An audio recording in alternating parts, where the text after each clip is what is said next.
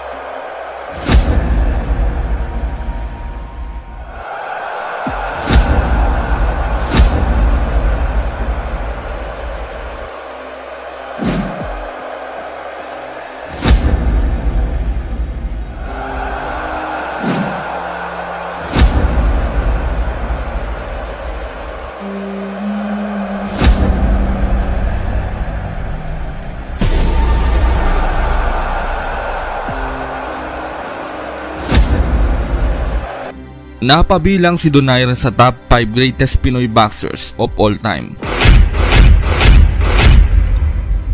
at top 3 Asian boxer na nanalo ng world titles na hindi bababa sa 4 na magkakaibang dibisyon.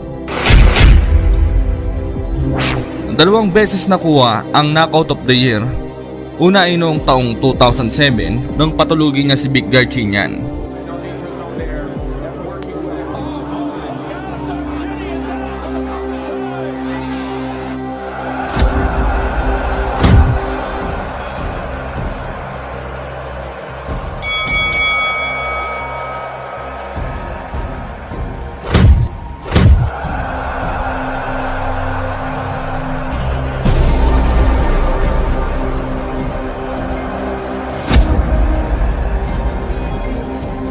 Dito na mayagpag ang karera ng tinaguriang The Filipino Flash ng Pilipinas.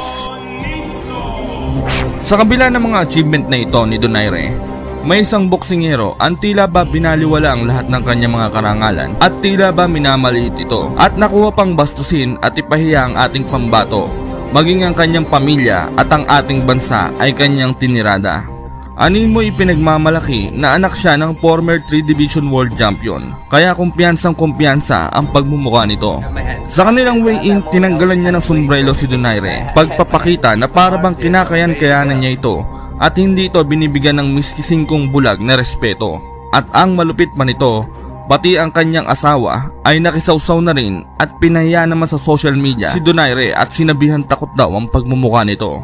Kaya naman nang interviewin si Donaire patungkol sa laban nila at paglalaban ng belt dahil pinepersonal daw siya ng mag-asawang bastos, ay kanya ring pepersonalin ang pagmumukha ng mag-asawang kuluntoy na ito. At dagdag pa nito ay sisiguraduhin daw niyang papahigain niya si Vasquez sa banig na pansitan. Pagdating ng mismong laban sa mga early rounds, naging kontrolado ni Donaire ang takbo ng laban.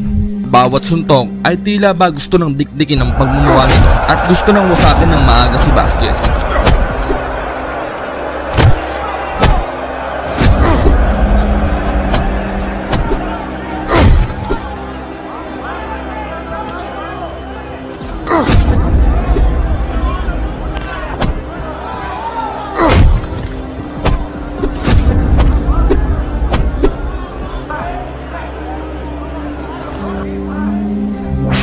Pagsapit ng kalagitnaang round, dito na bahagyang nakabawi si Vasquez na makapagpatama ito ng ilang solidong kombinasyon.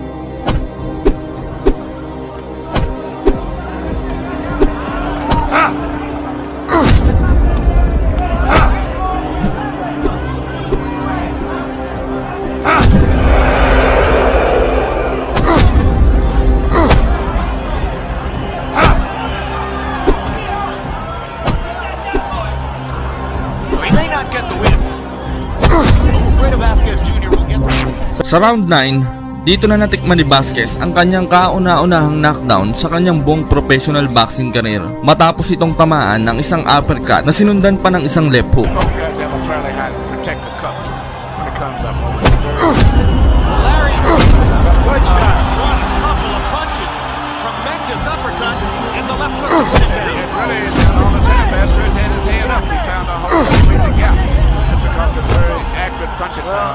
time Wilfredo Vasquez Jr. has been down in his professional career. And there we saw some signs of that quick-handed power. But Vasquez seems...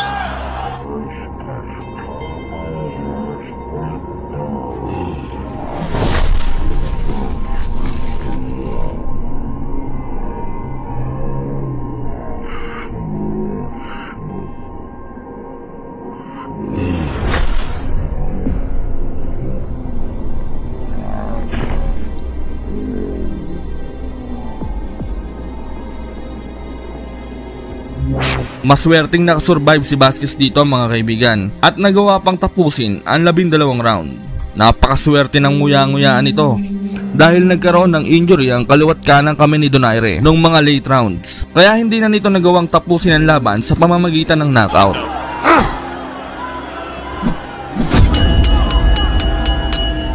Ganun pa man, nakuha ni Donaire ang panalo via split decision. Nonito, the Filipino Flash Donaire.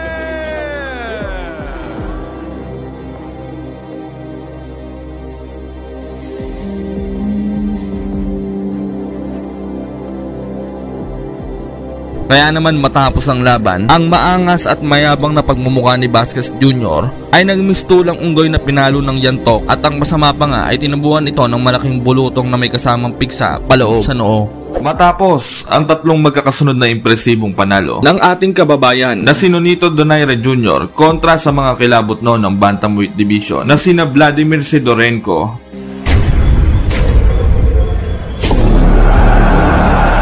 Fernando Montiel,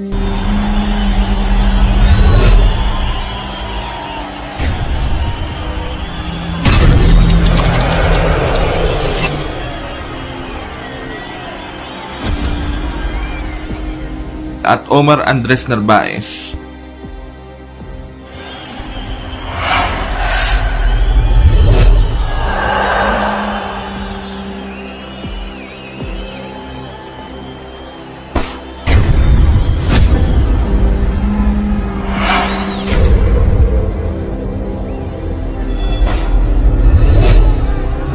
Isang taon niya lamang po ang nakalipas ay umakyat na agad ito ng 122 pound Super Bantamweight Division upang sagupain at wasakin naman ang hambog na Puerto Rican fighter na walang iba kundi si Wilfredo Vasquez Jr. na tirador ng adobong balakubak. Sa laban niya pong ito mga kaibigan ay nagawang masungkit ni Nonito Donaire ang bakanting WBO World Super Bantamweight title matapos niyang talunin itong si Vasquez sa pamamagitan ng isang split decision victory.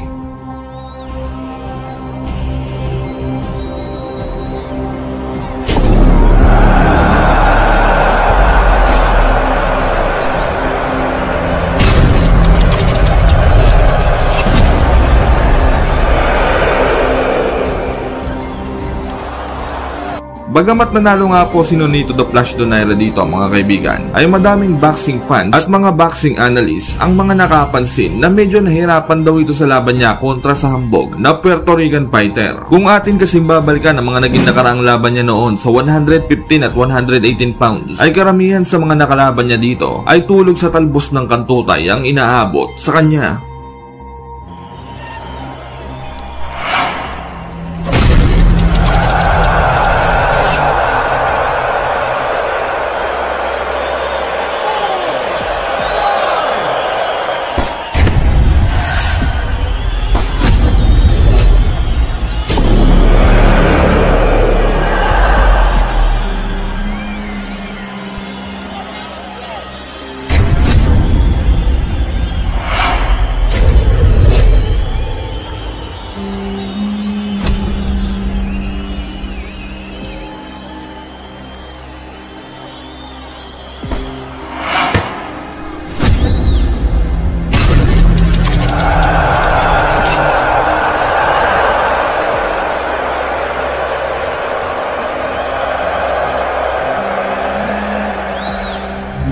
Subalit, pagdating nga sa laban niya dito sa taga Puerto Rico, kahit halos mawasak na ang kaliwang kamao nito dahil sa lakas ng mga binibitawang suntok sa mukha nitong si Vasquez, ay hindi niya pa rin nagawang patulugin ito sa laban na tila naabot na ng kanyang katawan ang sagad na timbang ng kanyang punch power.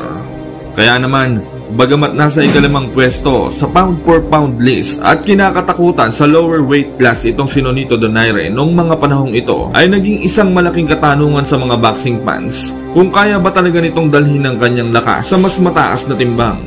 Lalo na, ang susunod na makakalaban niya dito ay ang IBF Super Bantamweight Champion na si Jeffrey Metabula na may technique na BBC punch combination. Isang South African fighter na regular na nangangampanya sa Super Bantamweight Division na ang ibig sabihin ay sa buong professional boxing career nga po nito ay sa timbang na ito siya komportable at lumalaban. Samantalang si Nonito Donaire naman po mga kaibigan ay ikalawang laban pa lamang sa timbang na ito. At ang matindi pa dyan mga kaibigan, itong si Metabula ay may taas na 5'11". Sobrang laki nito kumpara kay Nonito Donaire mga kaibigan na nasa 5'6 lamang. Siguradong magmumukhang pacifier lang ang kargada ni Donaire dito mga kaibigan. Kaya naman, kumpiyansa itong South African fighter na hindi raw uubra ang tinaguriang The Flash sa teritoryo niya sa 122 pounds division. Ayon pa nga mismo kay Metabula, ay ito na daw ang magiging pinakamahirap na laban ni Donaire sa kanyang buong professional boxing career. At ito na rin daw ang magiging pangalawang talo niya. Pararanasin daw niya ito ng malaimpyernong pagpapahirap. Ito nga po ang mismong sinabi niya mga kaibigan. I'm here to get the WBO championship. This is going to be his hardest fight, because this will be his second loss. We prepared so hard for him. I'm longer and smarter. I studied him. I'm not scared of him. He's a good boxer, believe me. But I know I'm better. So yan nga po ang mismong pinagsasabi ni Metabula kay Nonito Donaire bago ang kanilang sagupahan. Ang kanilang laban ay naganap sa Home Depot Center in Carson, California, USA para sa unification ng kanilang belt na IBF at WBO Super Bantamweight title. Bago ang laban, may kartada itong si Nonito Donaire na 28 panalo, 18 ay tinapos sa pamamagitan ng brutal na knockout at isang talo lamang. Samantalang si Metabula naman ay may kartadang 26 na panalo, 14 ay tinapos sa pamamagitan ng knockout, 3 talo at 2 draw. Subalit kahit ganoon, sa mismong laban, pinatunayan ng ating kababayan na kahit liyamado sa haba at laki ng edits ang Afrikanong kalaban, ay siya ang tunay na mas malakas. Unang round pa lang, pinaparamdam na agad ni Donaire kung gaano ba kalakas ang kanyang pacifier. Ang kanyang counter left hook. Bagamat hindi bumagsak ang Aprikano, ay makikitang bahagyang nayanig ito dahil sa lakas ng suntok na tumama sa kanya.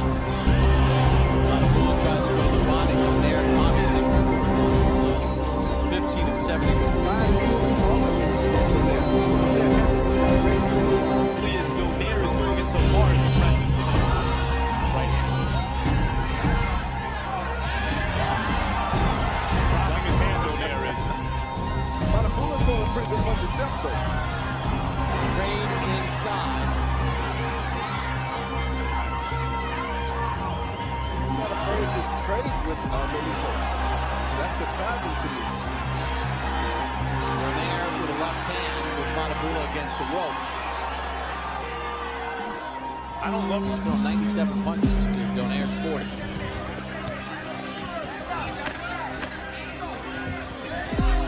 it's a big strong blows. Donaire tries to get on him. Metabula ties him up. Metabula threw 112 punches, landed 27.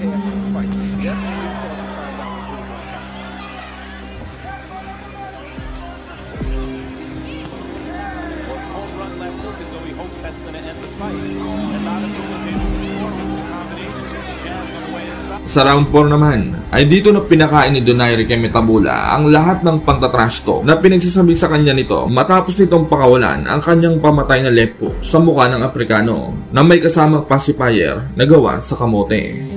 Judges scored that round. Apparently that round. Donaire steps up. We're judging, not making comments. Not taking it personally. Our hands that low.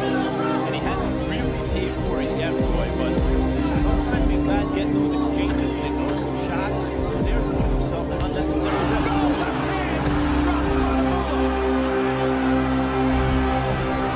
Maybe not winning the fight.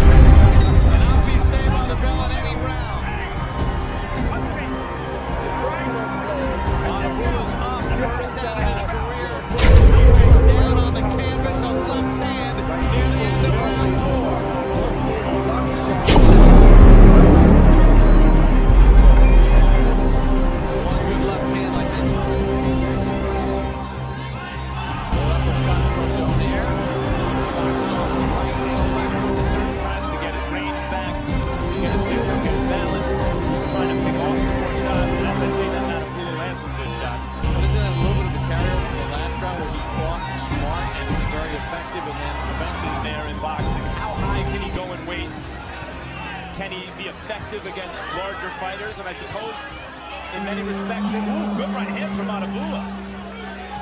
We knew he was going to pick it up late in the fight. Donaire has not taken a step back, which means he's willing to sacrifice to land his Longer, rangier fighter as a pressure. Oh, good left hand by Donaire.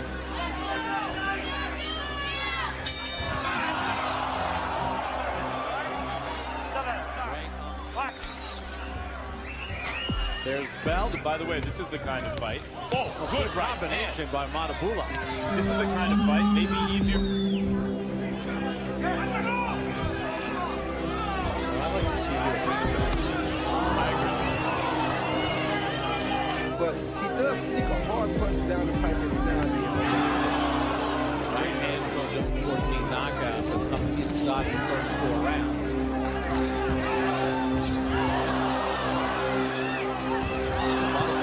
Donaire back with ring to be increasingly shorter here.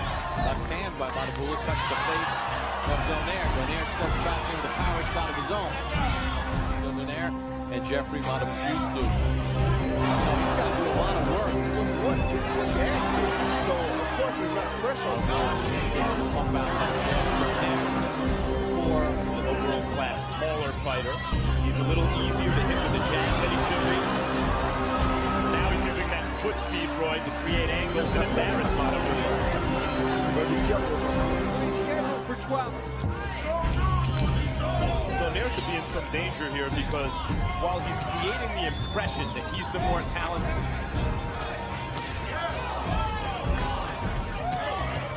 there goes Donaire. Look. To do to sort of control range and jab of Jeffrey Matabula. We begin round. Each man putting his 122-pound belt on the line. Just by getting off and being very, very busy. But remember, at the end of round 7, Nonito Donaire was complaining. Oh, good shot. Good uppercut. 29, 4 of 11 power shots to He's out there at middleweight, fight guys like that every fight. John Booker knows something. Robert Garcia told Donaire, I think he's 122 pounds. Matabula. big rounds, but this round, this 12th round, to determine this fight, it seemed to us, to start that round is though. Oh, Right hand. He's landed some real good shots here. Left hand by Donaire.